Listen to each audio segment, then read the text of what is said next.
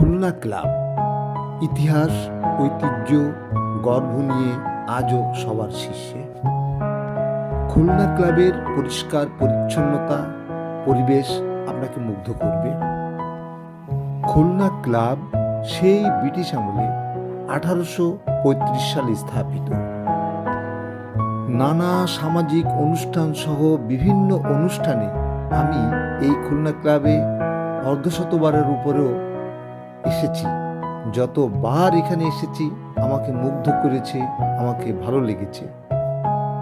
বাংলাদেশের যে কোনো বিভাগের সাথে তুলনা করলে খুলনায় কমিউনিটি সেন্টার, ক্লাব কোনো দিক থেকে পিছিয়ে নেই। তার মধ্যে খুলনা ক্লাব অন্যতম সেরা।